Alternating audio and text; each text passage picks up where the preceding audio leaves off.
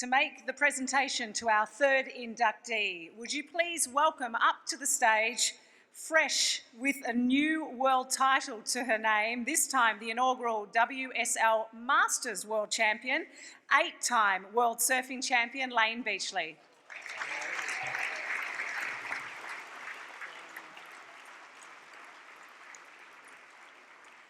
Our next inductee forged a path for some of our nation's greatest champions to follow.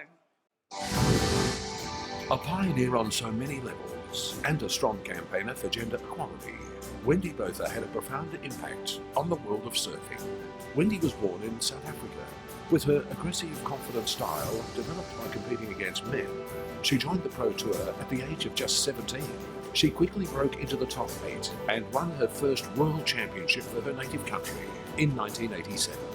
Wendy moved to Australia in 1989 and, as a freshly naturalised citizen, won a record 7 events. She became her new country's first world champion. Wendy added 2 more titles in 91 and 92, equalling the record and becoming the first woman to twice regain the title. That took her tally to 24 event wins, the most by any woman at the time. She was still close to peak form when she was forced to retire at the age of 27 after several operations on a troublesome knee. In mid-1993, she moved to New Zealand to marry football star Brent Todd and was inducted into the Surfing Walk of Fame in California in 2009 as that year's Woman of the Year. Wendy Botha is inducted into the Sport Australia Hall of Fame as an athlete member for the sport of surfing.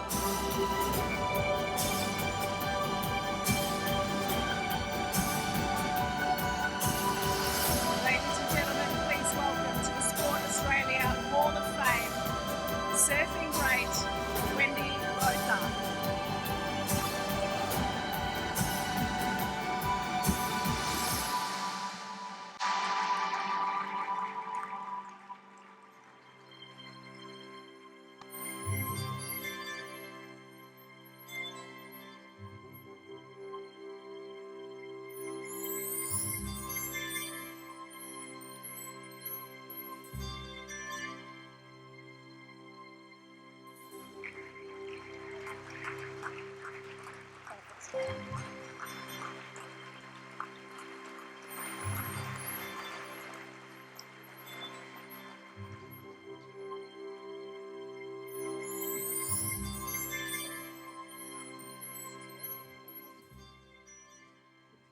About bloody time, I reckon. Congratulations, Wendy. Just brilliant. Yeah, it's an honour. Did surfing find you or did you find surfing? How did you get into it? Well, I was from a small town in South Africa, and I was a great swimmer, and I loved from when I was like 2 years old. And it was strange because I went to the beach all the time with my dad, who's a keen fisherman.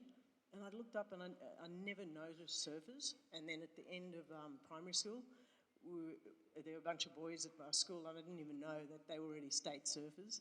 And they invited me and a bunch of other girls down the beach to try surfing in the school holidays, and that was it. I was hooked. So it was the boys or the surfing? Oh, the surfing. Okay, okay. Oh, swimming missed out on you. You won your first world title in 1987. Tell me about how you heard about winning your first world title. Yeah, it wasn't the best way because I'd lost in the quarterfinals, and being a terrible loser that I am still, I took my toys and I went home, and I was sitting at home watching the league or something, and Mark Warren called me and said, "You need to get back to the beach, you just won the world title." So I was like, oh yeah, I had a little bit of time to let it sink in. That was amazing. You are really competitive, aren't you? Like board games, everything. You hate to lose. I do, and it's embarrassing. Like I was the kid that would throw the Monopoly board, take the football and go home if I wasn't winning. I was terrible, and I still am. I don't like to lose. Growing up in South Africa, though, you had a crew of male surfers that really looked after you, didn't they? I know we've talked before this, and you were saying, and this was amazing to me, that you used to run down the beach barefoot with your surfboard under your arm, not just around the corner, 8K down to the beach to surf. And the guys that you used to surf with, what would they do if they saw you running down with the board under your arm? Yeah, it was fantastic. Like, they were so good to me. Sometimes I ran the whole way. No one was going surfing because the weather was terrible and the waves were terrible, but I was still going.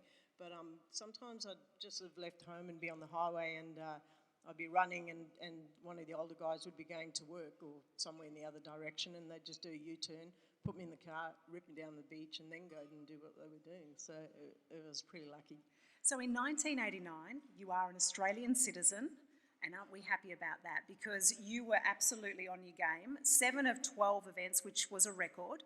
You trained hard, but you were well ahead of your game. Tell us some of the things that you did. I mean, you were cross-training, you were boxing, cycling, but you were also trying to win the battle of the mind as well, weren't you? So you were even seeing sports psychologists back in those days. Yeah, it wasn't my idea. It was my management. I was like, there you go, jeez. But yeah, I went to a sports psychologist and tried to soak it all in. I think it helped, but I don't know. Just a little. What was it? But that did give you a little bit edge. I know. Yeah. So you even did you even go to like elocution lessons as well? Because you did have a South African accent when you came across. And I don't even know what my accent is. It's so weird. But because they made me change certain words, and you know, I just did what I was told, and now I just have a really strange accent. No, you don't. You don't. Tell me about your pride in seeing the Australian female surfers right now. You've just been presented by Layne Beachley. Never too late. She's a Masters champion. You should get that rivalry going again. I was nearly there. I had a sore back, Layne. Yeah. How good are our girls? It's just amazing. I'm so proud of women surfing, and I don't miss a heat ever. I watch every event. No housework gets done. Nobody gets fed. The dogs get ignored, and I just love it. And I'm always green with envy because they surf so well and they do such a great job. I know that they know that you're supporting them. Wendy Botha, thank you so much for giving so many Australians such joy. And welcome to the Hall of Fame. Thank you so much.